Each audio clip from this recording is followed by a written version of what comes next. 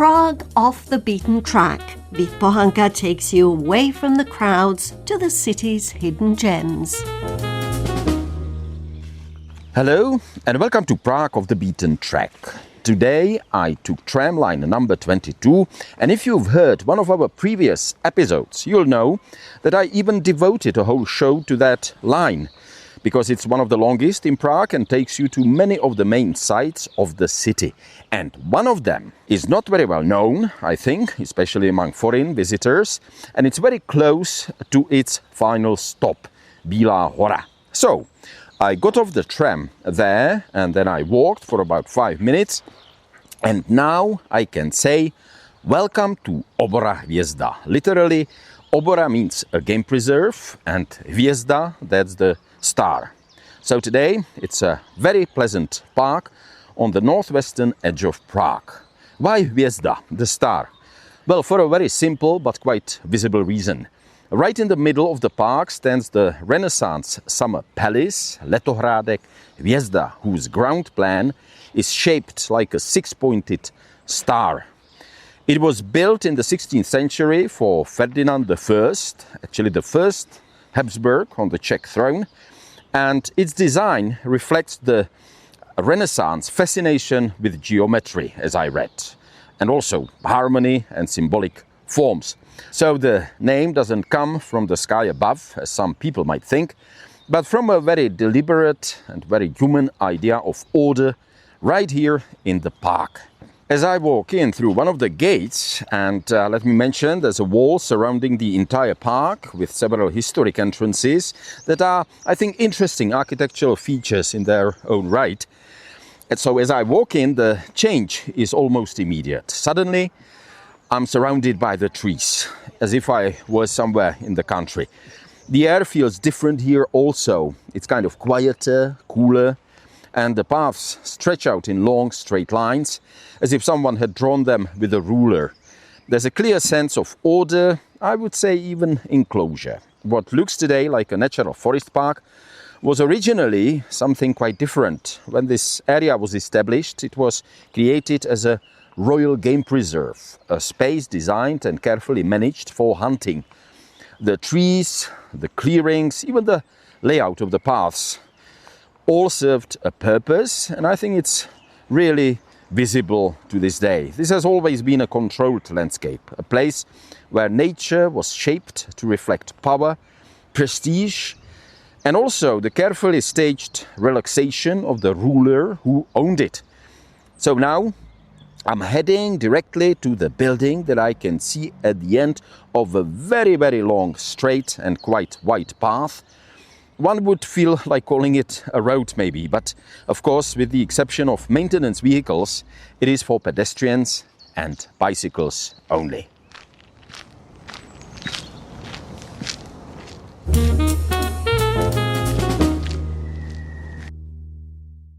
So, after quite a walk, more than a kilometer along the path, I'm now standing right in front of Letohrádek Hvězda itself. And let me reflect a bit. If you really look at it carefully, the shape of the star begins to feel like more than just an architectural curiosity.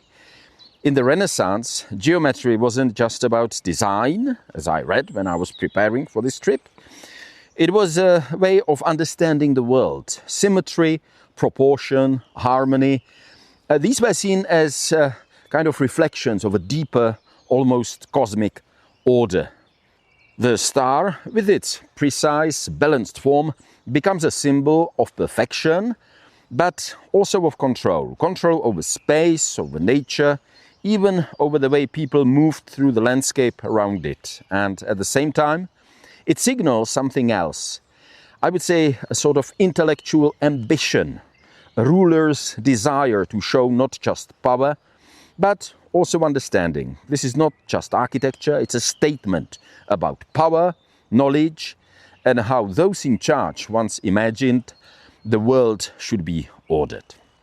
Now, over the centuries, Letohrádek Hvězda has gone through some remarkably different roles. It was originally built in the 16th century, as I mentioned, as a part of a royal game preserve, not just as a hunting lodge, but also as a kind of symbolic and even personal gesture. Archduke Ferdinand II, for example, is said to have dedicated it to his secret wife, Filipina Welser, a love story that still gives the place a slightly romantic undertone. But history was not always kind to it, because the area around Hvězda was repeatedly damaged during wars, especially after the Battle of White Mountain, that I will mention a little later, when armies camped here and devastated both the forest and the buildings.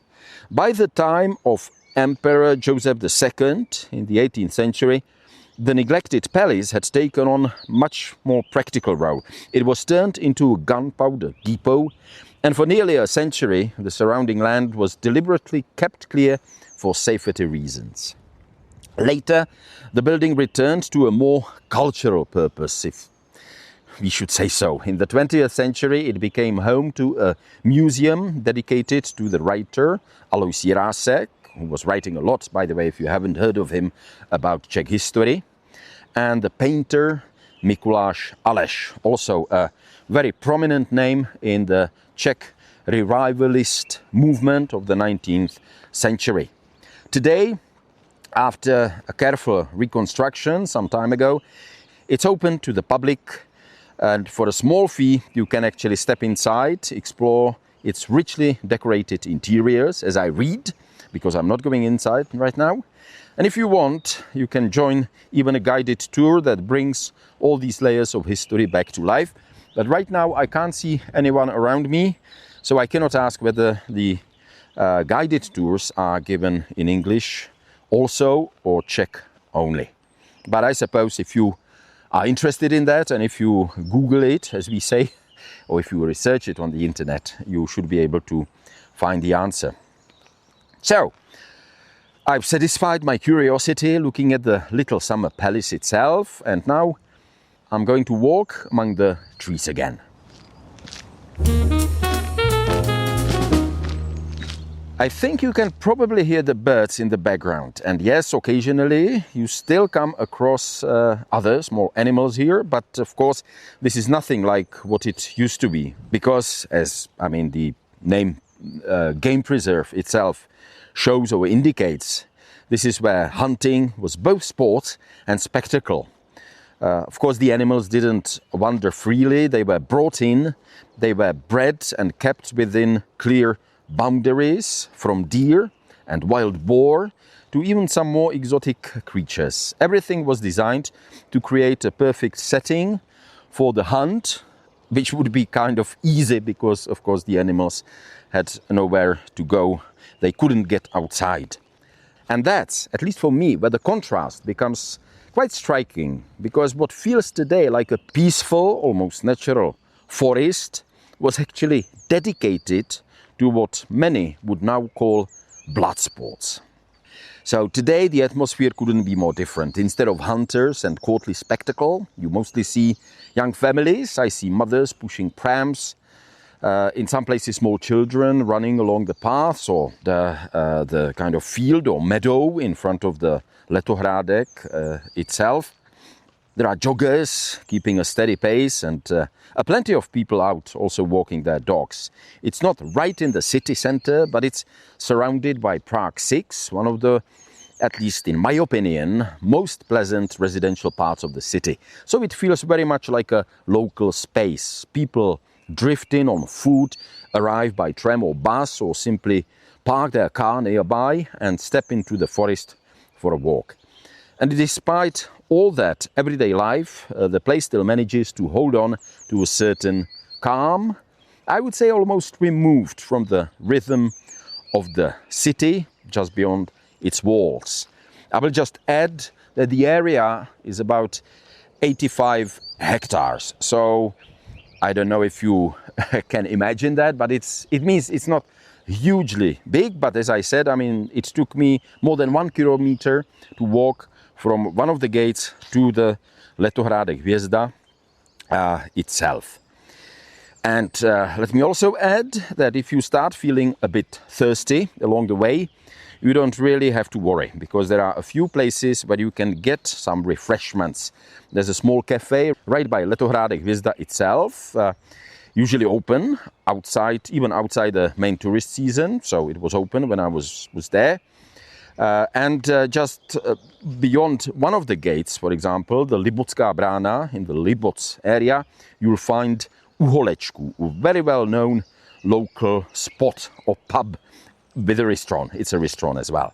There's also an open-air restaurant just outside, what is probably the main entrance, the Břevnovská brána, where you will come in if you come here by tram 22. And when I was coming on a weekday early afternoon, it was closed, but I imagine it opens later in the day or mainly over the weekends and during the summer season when this place gets a bit livelier. So also, especially in the summer month, this is not just a place for a walk. It's also somewhere you can comfortably spend a few hours without worrying about going hungry or thirsty.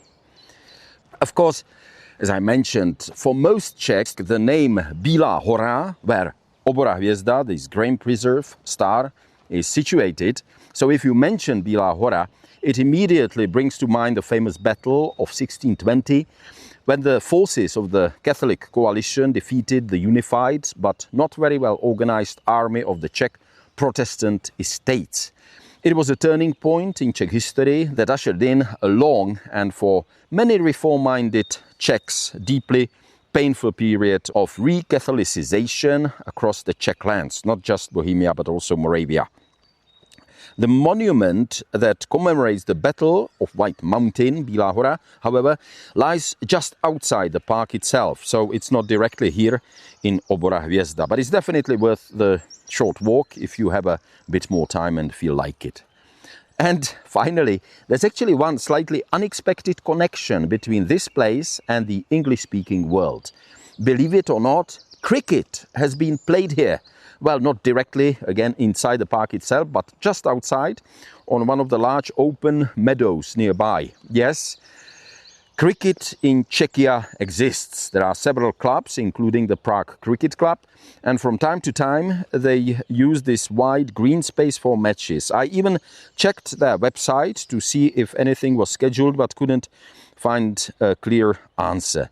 And at least today, there's no sign of a game. Still, it was definitely played here, and I think it's a nice reminder that even in a place so deeply tied to Czech history, you can occasionally come across something that feels unexpectedly international, British, or rather connected to Britain and its former colonies, where cricket is really a big thing, even though in Czechia it's not such a big thing. So, that's, I think, all from Obora Hvězda for today. A very pleasant place, I have to say, a little removed from the busy center, but still very much part of Prague. As always, you can check the Prague of the Beaten Track page on the Radio Prague International website, and you'll find photos, a fact box, and some practical information, including how to get here. Thanks for listening. Stay safe, stay healthy, but also curious. And until next time, as we say in Czech, naslyšenou.